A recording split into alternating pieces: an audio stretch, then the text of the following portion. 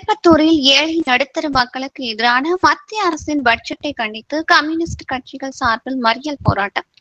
திருப்பத்தூர் மாவட்டம் திருப்பத்தூர் நகராட்சி பாரத ஸ்டேட் வங்கி முன்பு ஏழை நடுத்தர மக்களுக்கு எதிரான மத்திய அரசின் பட்ஜெட்டை கண்டித்து திருப்பத்தூர் மாவட்ட இந்திய கம்யூனிஸ்ட் கட்சி மற்றும் இந்திய கம்யூனிஸ்ட் கட்சி சார்பில் மறியல் போராட்டம் மாவட்ட செயற்குழு உறுப்பினர் சாமிநாதன் மற்றும் மாவட்ட துணை செயலாளர் நந்தி ஆகியோர் தலைமையில் நடைபெற்றது.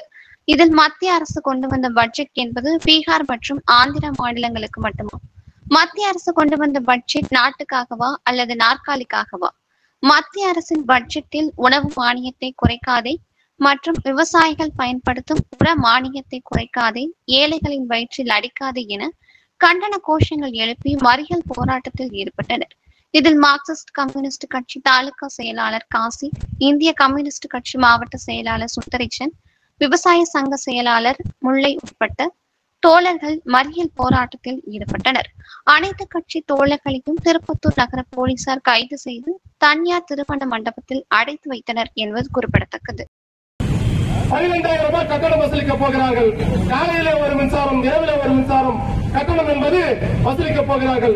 இதனால் விவசாயிகள், தொழிலாளிகள், பள்ளிக்கூட மாணவர்கள் உட்பட பாதிக்கக்கூடிய நிலைமை என்பது போய்கொண்டிருக்கிறது.